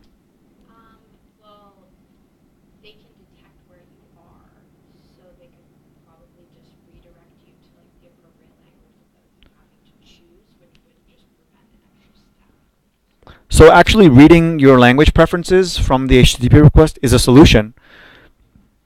But you could still have a different language preference, right? You're using my computer, you have a different language preference, you're going to hit a different language. So there's still the larger question of like prompting the user for, or allowing them to switch. Like you can assume a default, right? So I can say, oh, I see that you prefer English. I'm going to default to English, whether it's a cookie or not, right? And then show you the English version, and then show you a switcher that allows you to switch. Now my question is actually, when you click the switcher, one solution is cookies, and one solution is URL. So regardless of the default intelligence, which is a different problem, why is URL a better solution? Even though we just talked about cookies for language selection, we're starting to hopefully realize that URLs are better, but I'm asking why. Is it easier for the user to switch between languages? Not really. You're giving them a language switcher, so how is it really easier? That depends on the UI of the page, right? Wait, does that have something to do with sharing? Yeah, you're onto something. We talked about the problems of putting the user in the URL, but what about the benefits of putting the language in the URL? Also, I have a question, maybe a little bit say I'm debating using a local computer. My Spanish is terrible. Can I just go like in the URL where it says Spanish? ES, Can I yeah. just change- Yes, can I just change it to EN? Yeah, in theory, you should be able to change ES in the URL to EN, but that's not the major advantage. No, The major I was advantage, just wondering, 'cause yeah. sometimes I'm like trying to check my email and it's all in Spanish. I'm like, Yeah. So to Sarah's point, like you can change the URL, but that's not the major benefit. You talked about sharing. Did you want to elaborate on that? We talked about it as a problem with the user, right? right. Accidentally share a URL. You share it in Spanish, just in reading it from here, and share it in Spain. Like friend in Spain shares the like a Yeah. or something. Yeah, if you're sharing a, Read it here and yeah. it changes the URL. I'm really proud of it. Exactly. So when you're sharing a URL on social media or whatever, so email. Let's say your native preferred language is Spanish. It would be kind of presumptuous if we were implementing it with cookies and we didn't have it in the URL, and I shared that URL and I had a tweet that was in Spanish, right? And I put in a URL, and the URL has no ES because they're using cookies to manage their language preference. What does Twitter do with the URL? It goes and makes the request and gets some additional information so it can show a nice card, right? Well, it'll get the meta information, like the description and the title of the page, using no cookies because it doesn't have your cookies. And so Twitter will actually fetch the English version, which is kind of presumptuous of Twitter, because I want to tweet in Spanish and I want the description and the thing for a multilingual site to be in Spanish. And so as social media emerged, websites started to realize this problem with their cookie implementation of language switching and started implementing the more simpler approach of just having the language as a prefix in the URL. And that way when Twitter makes the request now, it's making the request a /es/whatever, and therefore reading the Spanish version of the link. And also chances are that that person who's tweeting in Spanish wants their readers, when they click on the thing, to default to Spanish, no matter what. They can choose to switch it, but the context is Spanish, right? And so this even though we implemented this with cookies, I do it intentionally to show you, here's a solution, but is it the best solution? Let's think about that. Right? Again, let's apply that like critical thinking to something. Just because we have a hammer doesn't mean we use it for everything. Right? Yeah. Oh, mic change. Yep, sorry. Yes, sorry, I think I forgot to do that a few times. I thought I was doing that for most things, but I apologize for not doing enough of that, Christoph. Hopefully my answer made sense, but just for Calgary's sake, we want the URL to have language in modern apps that support sharing, so that so that social media actually has the context of what language was chosen. Because if we put it in the cookies, then another server like Twitter or Facebook has no idea what your language preference was, and will always default to English or whatever. And so that's too presumptuous of the website, and better to actually put language as a prefix in the URL. So even though we use cookies for this, it's really better to use the old solution that we had for storing state in the URL by just putting it into, in this case, the URL. I mean, you could also do this, but it's the same idea. Any questions or any other things before we move on to the next demo? Yep.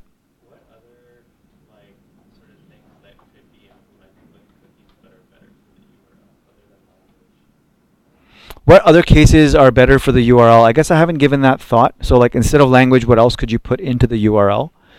I don't know. I guess I will ask you guys so that we can all think about this while I think about it.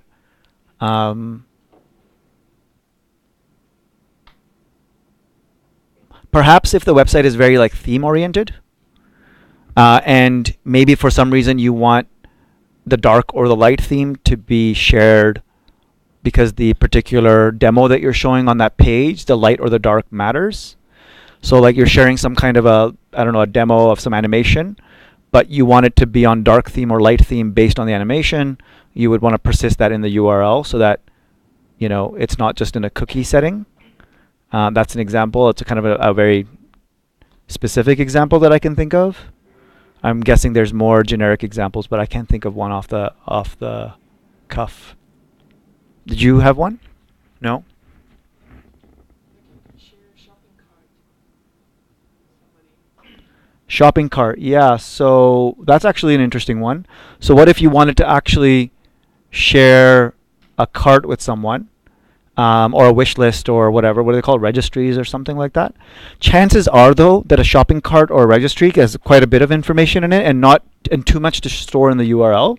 And so really you probably want to create the wish list or the shopping cart on the server side, give it an ID, and then it would just be /cart/ID.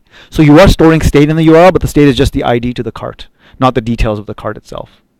But that's a fair example. You're just storing the ID to a deeper thing. Kind of like user equals KV points to a deeper thing, which is the user information. The cart ID would point to the cart's details, which you could then pull up. And then it's a question of, do you want the cart to be public or not? That's a decision for the website owner to make. John?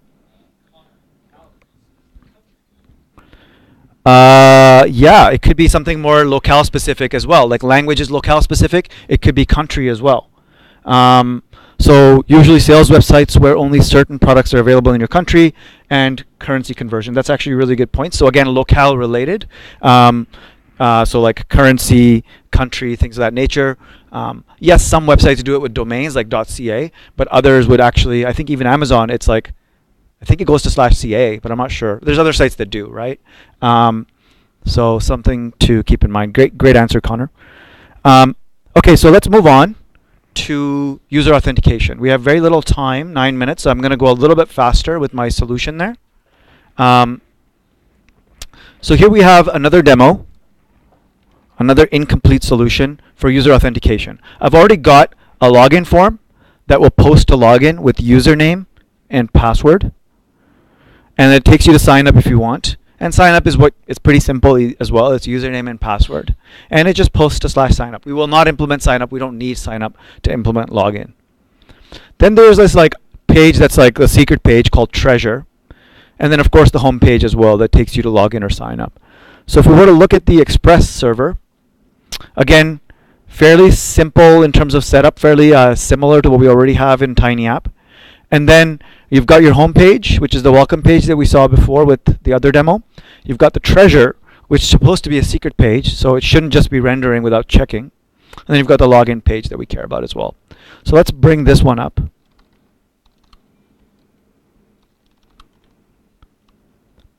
And if I go to this one, it takes me to the login page or the sign up page. I can click on those. But these aren't implemented. So if I try to log in, they don't actually go to existing routes.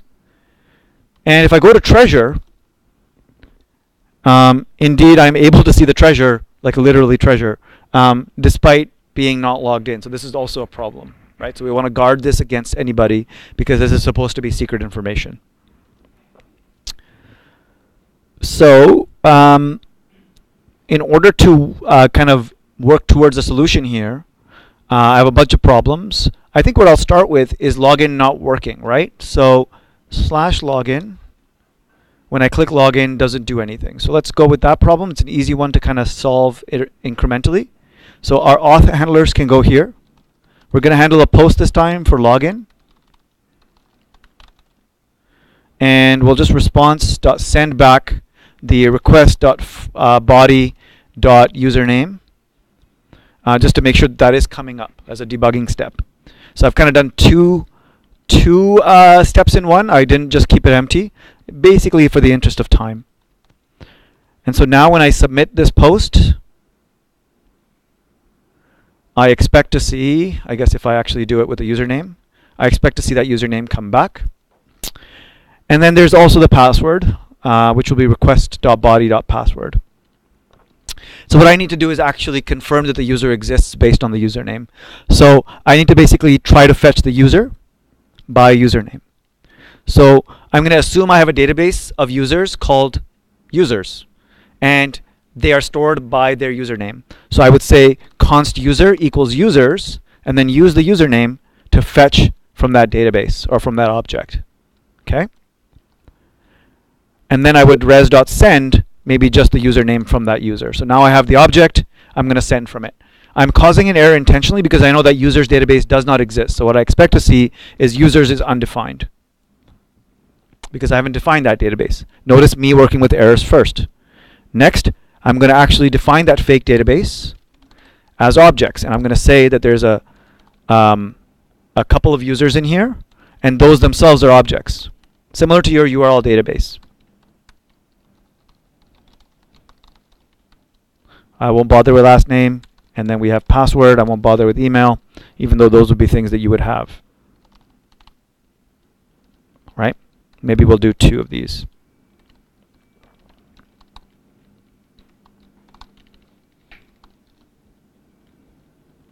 Right? So we've got our users now. We've solved that problem. And now I expect to see it not only have users, but also it's going to be successfully able to fetch KV from that object. And so I should see KV. Oh, my mistake. So see, in an incremental step, I get to quickly test my hypothesis and then catch my mistakes. So username is undefined, which means it couldn't find the user. And that makes sense because I didn't send up KV as my username. So I actually need to go back to the form and send back KV. And then I expect that to work, because now it's using KV to fetch that particular object, and then it's using username on that object. Cool, that seems to work. Next, I'm going to make sure that once I have the user,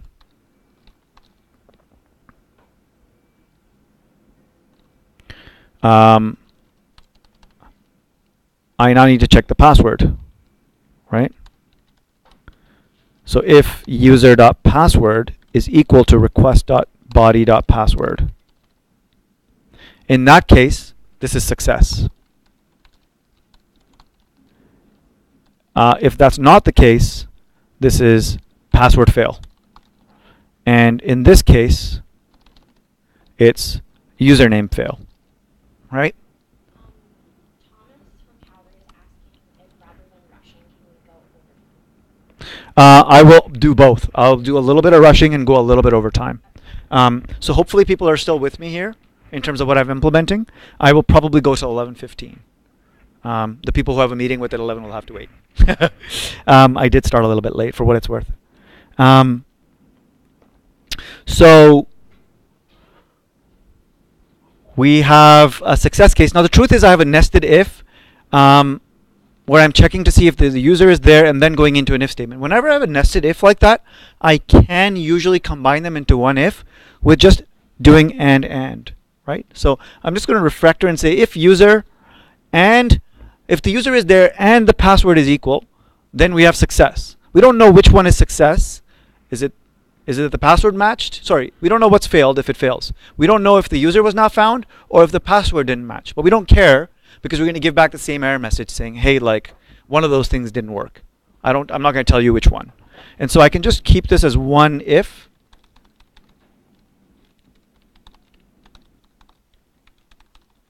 And the other case is, well, one of them didn't work, right? This is called short circuiting. Because if there is a user, only then can we check a password. If there is no user, this will fail because user.password means I'm trying to read password of undefined. So the reason this is safe to do, even for the case where there is no user, is because this short circuits this other check. Our first check short circuits the other. The way most languages deal with ampersand is if the first part is already falsy, why should I even bother with the next part? I know that the whole expression is falsy because it's and. If A and B is supposed to be the condition, yet A is false, I don't even need to check B.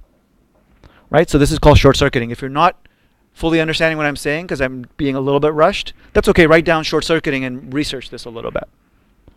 It's a digression anyway. Okay, so if those things match, then we'll just for the sake of debugging say success, and here we'll say fail. Okay? Again, trying to work incrementally. Sorry? Okay. So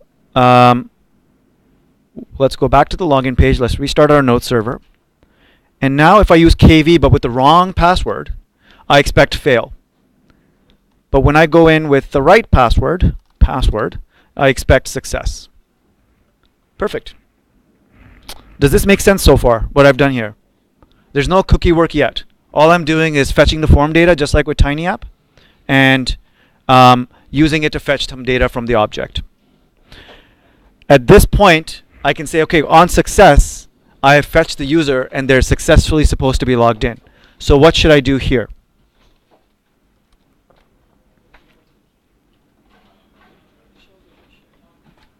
I should show them, take them to the treasure. So I'm going to redirect to treasure.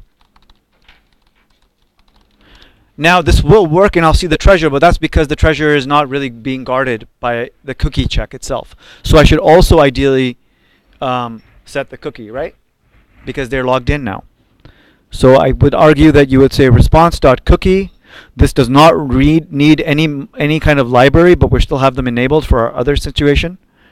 But here we're just going to use the same function cookie. And instead of lang, we're going to say user or username perhaps. And we're just going to set the username, but we're not going to hard code it. We're going to use user.username. Right? Because that's the username that was passed in. It's the object that we currently have in memory.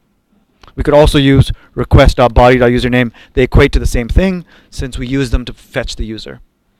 Agreed? So now what I expect when I do this successfully is I expect to be taken to treasure, but I also expect to see the cookie in the DevTools. Let's restart.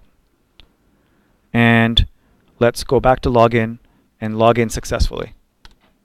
I'm redirected to treasure, and if I open up DevTools and look at the cookies, I have my username KV. Lang is also set because I'm still on the exact same domain for my previous example. For this one, I'm using localhost 8000. For the previous one, I was using localhost 8000. If I used a different port, it would be considered a different domain, and I would not have the old cookie visible as well. So it's treated as the same app. But I can go ahead and delete lang to avoid confusion. So there's username KV, right? Now in my treasure, and you know, I can solve this cleverly using middleware and stuff like that, but for now I'm just going to use a very simple kind of solution and make refactoring and improvements to the code something that you can look at or do for your own solutions. Just not going to have time and not the scope of the lecture. So here I'm going to say const user equals, and I need to fetch the user, right? So I will do request dot cookies, and I can do dot username, or I can do square brackets. Both are fine, right? But that's just the username. We actually need to set the user based on the object in the cookie. So this is just the username, and then we'll say const user is equal to users at username, right?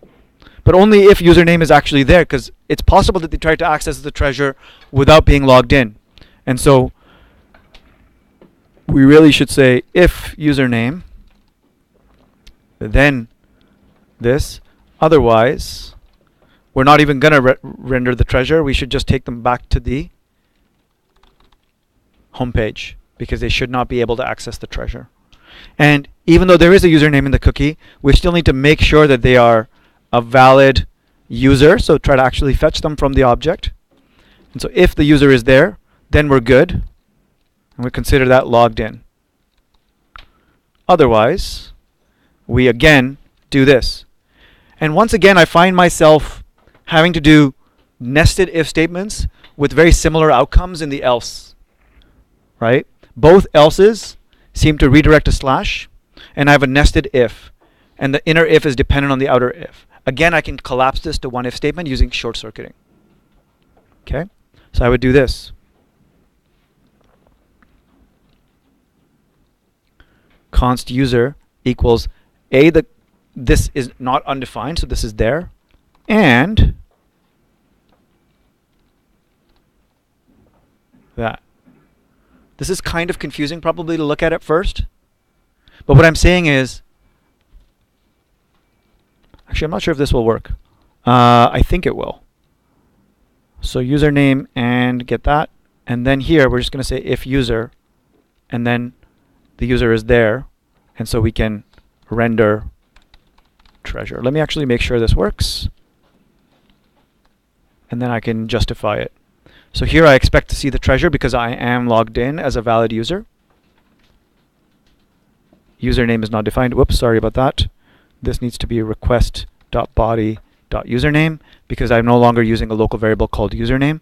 So that was what I was referencing before. But I've changed it to just not have that variable name at all. So I changed it to request.body.username. Oh, sorry, request.cookies.username. Because that's what we're checking up here. So let's try that out. Yeah, so that did work. Let me explain that. I'm setting user to not be the string kv, but actually just making sure that that string is there. And if it's not, I'll short circuit, and it will just be undefined. So user will be undefined if it's not set here. But then if it is set, I'm saying, okay, the result of this expression will be the final expression here, which is the actual object that's returned from users. So this is just a clever, commonly used pattern to avoid the nested if situation that we were falling into before. It's not a must do, it's just a quick refactor step that I wanted to show you before the end of lecture. You can do that for, so the question is, can you do that for most nested if statements? Only if the pattern is that the else's are very similar and you might as well collapse them into the same thing, because my else was exactly the same with both the inside if else and then the outside else. Yeah. But anytime you have a nested if, you should be able to short circuit with an ampersand, I believe. So give that a try, but don't get stuck on it. If nested ifs are just cognitively easier for you right now, that's totally okay, right? Okay, so here we're rendering treasure, otherwise we're just saying leave. So how do we test this? Well, it's using the username here. I could go back and log in as a different user, but I could just tamper with this username, right? So I could just set it to some other user. Now if I refresh here, it'll send the ASDF cookie up instead of KV. And I expect that the server, if it's restarted properly, will not find the user and therefore redirect them to the home page. And we can see that happening as well.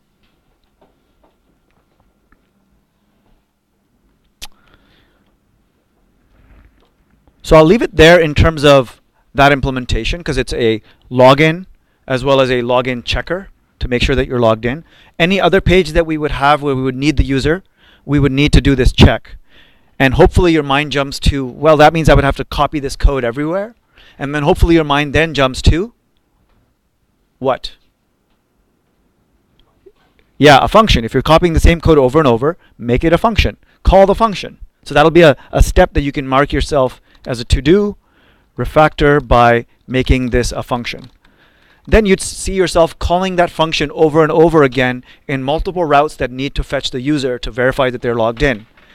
And there's a better pattern in Express thanks to middleware, which you can, or if you want, you can take, which makes that even more clean by not even having to explicitly call the function and indirectly calling the middleware itself. If you're not comfortable with middleware, that is a conversation for later. Write it down and do a little bit of research. Cool beans? Before we adjourn, I know we're a little bit over time. We'll spend 3 more minutes or so just recapping and focusing on security a little bit. Is that okay? So, let's come back to our notes. Specifically, the things that we solved. We saw that we solved these things. We didn't really solve a malicious listener on the Wi-Fi, etc. can access to my HTTP information, can extract the username info from the HTTP request and start using it. Any ideas on how you would solve that? That idea was actually, I think, already thrown out for a different problem, but specifically for this problem is where that solution comes in mind. Anybody know? It's a one-word answer. Encryption. So we would encrypt the request so that it cannot be read even if somebody has the access to those bits. The bits are encrypted. So they're not plain text that can be very easily read by that person. How would we implement encryption for our requests? There's a very simple answer. John? Put the request into a variable that was just a random string of letters and numbers, and then use and plug in the variable. Could you put the variable in a... Which variable are you referring to? Could you put The request variable. the request variable? To a random string. So if you're in Express and you've received a request, and I've got that request object, is that what you're talking about? The request object in the callback? That object, it's already too late. You've already received that data. So you want to be receiving it encrypted. So the connection has to be secured. How do you secure an HTTP connection? That's a bigger hint. HTTPS. HTTP secured. So cookies do not solve this problem. HTTPS solves this problem. Whoops, sorry. I swore I typed S, but it didn't show up. So HTTPS solves this problem. So we've solved that problem separately from cookies. I wanted to make sure that we understand that they do not bring in the solution for us automatically. Another thing that you'll find as you work through today's content is that you won't be using the same cookie library. You'll be using one that actually sets the cookie in an encrypted way. So instead of actually username KV, it'll actually it'll just say session, and it'll have a bunch of encrypted data in here. Why do you think that is a better approach? What problem is that solving that we've even failed to talk about? Actually, I think we've talked about it. We did talk about that problem. So there's an additional problem here that this solves, regardless of using HTTPS. What is the outstanding problem? Easy impersonation. Remember? Was it you? I can't remember your name again. Eve. You. Yeah, with technical knowledge, you can still tamper with that username and try to guess, hey, is DB a user? And you'd be right.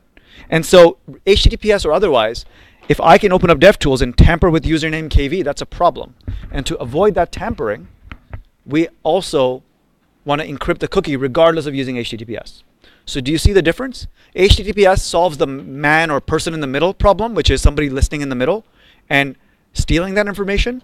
And encrypting the cookie solves the problem of the actual user trying to guess other usernames.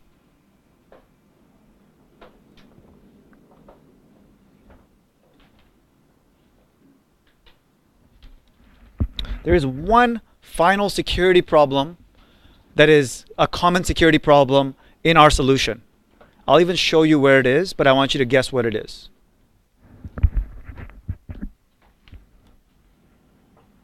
So we've encrypted everything, both the cookie and the whole request, so no person in the middle can attack, as well as the user itself cannot guess a user. So we've solved that communication layer problem, but we have another problem. Tristan? If someone has the same username, hopefully we would do a uniqueness check here, so we wouldn't override that user. So that's not what I was looking for. Sarah, I think your name is? Thanks. All your user information in the that database is stored. Plain text? Absolutely. Great answer. So specifically, the password is stored as plain text. That is a problem. Is that what you were going towards? What is the problem with that problem? Why is that a problem?